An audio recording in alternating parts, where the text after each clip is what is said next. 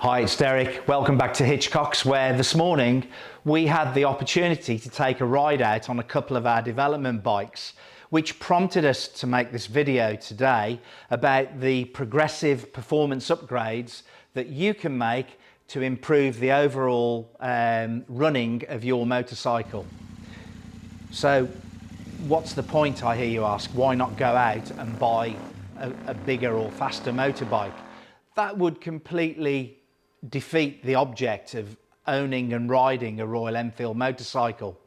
The appeal, we believe, is in making it your own, and that's in the flexibility to adapt it to your style any which way that appeals to you. Everything we're going to talk to you about today revolves around this, our Super Meteor 650, and the upgrades that can be made to that, but doesn't apply exclusively to that. It also applies to the rest of the 650 range, which includes the Shotgun, the Interceptor and the Continental GT. Cosmetically, our bike looks no different from when it left the factory, apart from the exhaust, which is the only visible difference outwardly.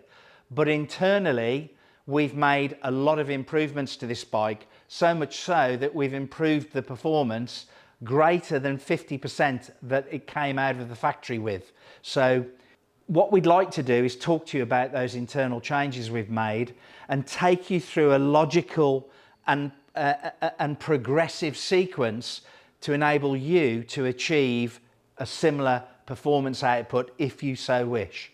So let's take a look at what's involved. So where do you start? If you were to ask any of us in Hitchcocks who ride the bikes, probably the first place we'd start is with the air filter. And what we would change straight away is take the stock air filter out and replace it, in our case, with a DNA air filter, and also the filter plate, which is much bigger and allows a much better airflow through the filter. Economies of scale. Unlike the original air filter that you change between services, this can be reused, it can be cleaned using the air filter service kit, and this will last you 3-4 services. But the major point with this is that the airflow through it is so much better than the standard, but it still gives you the ability to trap the particulates like the original filter, but now the bike is breathing much, much better. Now, as I alluded to earlier, the second thing we would do is change the stock exhaust on the pipe. A lot of the stock exhausts come as a double skin, so you think you've got a fat pipe there, but a lot of the time there's a double skin inside, so you're not getting the same airflow through. So we would always consider changing it for a non-stock pipe. As with all stainless steel exhaust systems, we expect to see some discoloration during normal use.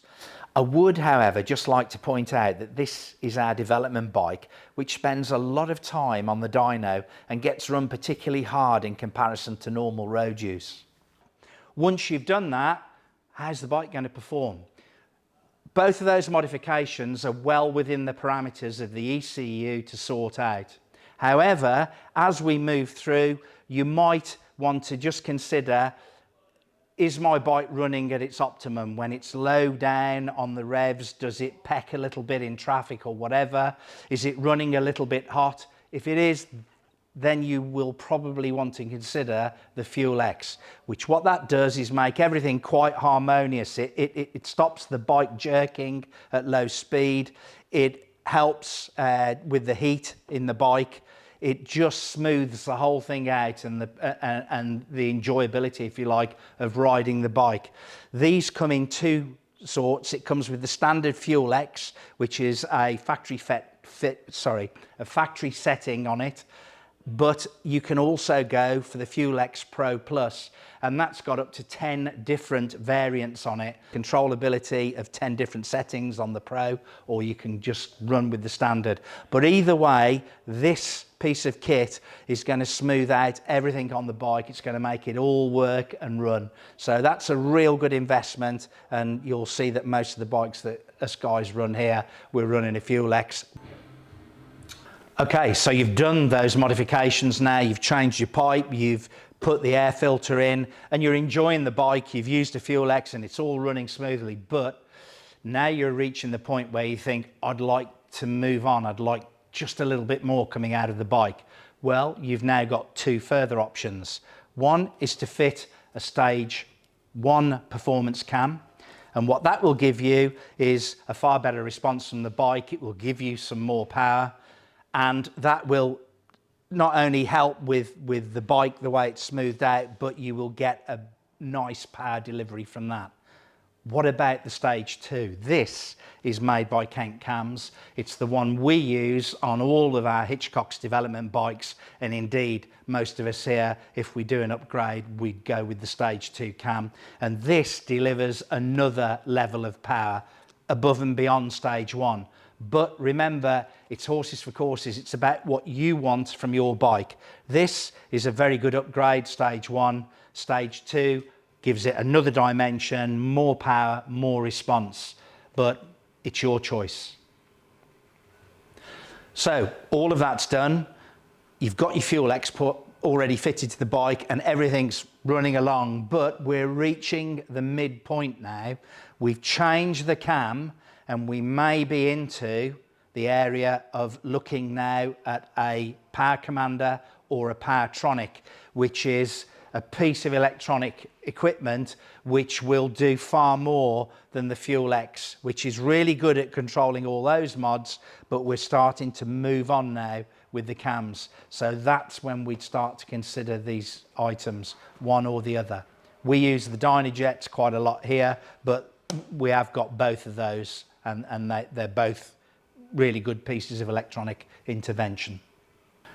The thing to remember with these as well is that we've gone to a lot of time and effort, both here on our rolling road and with the manufacturer, to develop our own maps to take into account all of these modifications. So at each stage where you're at, there is a map to cater for whatever progressive development you may have done with the bike. So they're there, and that's a really good reason for going that route as well. They're bespoke maps. So you've made all those modifications, everything's working great, it's all swimming along nicely, and then we're bikers and you decide, I need something else. So where'd you go from here? Well, the next solution is the ultimate, and that's to look at the cylinder barrel, and you can make an improvement with that by moving up to either a 750 or an 865. Which is going to deliver a lot more power, but also a tremendous amount of torque, which will make a vast difference to the bike.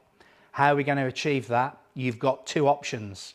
You can buy a kit where you can insert the sleeve through engineering, and I would emphasize that you need somebody who is competent in engineering to do that.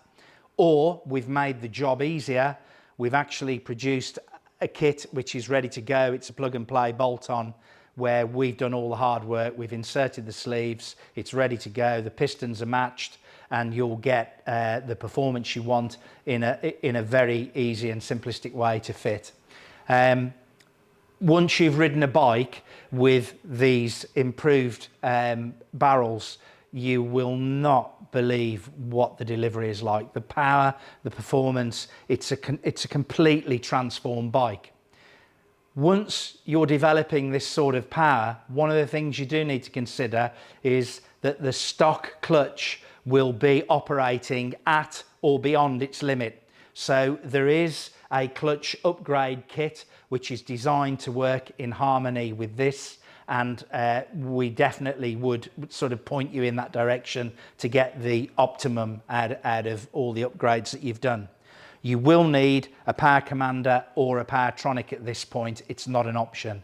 So you will need electronic intervention, and these two are the boys to do that. So we're all done, or are we? Let's take a moment just to consider about gearing. You've now got a bike that's delivering great performance, great power. It's got all the torque, it's low down, it's high end. But you may want to consider changing the gearing from the stock at 15 and moving that up to a 16 or a 17, which will improve the cruising at a higher speed for motorways, for instance, and it will drop the RPM. So you're going to get benefits as well. So all in all, that will give you a complementary piece, additional piece to do, very easy to achieve and not expensive to do either. But you will then have a bike that is capable from the bottom of the power band right the way through, right to the top. Just one final point while I think about it. If you are going on the journey of developing your bike to end up with a performance bike, don't think that you've got to wait till the end to put a Dynajet Power Commander on there. You could introduce this very early on in the stages of the development of your bike, and what we will do, we've developed all of the maps for whatever stage you're at. So you can start with this, and as you progress through, we can email you the updated maps. So don't dismiss that one out of hand, that it's only at the end that you'd need it. You can put this in and introduce it at any stage of your development with your bike. So that just leaves me to say thanks again for watching. We will include a couple of the dyno charts to show you the performance figures on the same bike, on the same dyno, both before and after the modifications. But remember, we use our chassis dyno to measure, it records the power at the rear wheel. Please don't compare that to the manufacturers who actually measure at the crank on an engine dyno. And don't forget, we'll leave all the links that we've covered today in the description.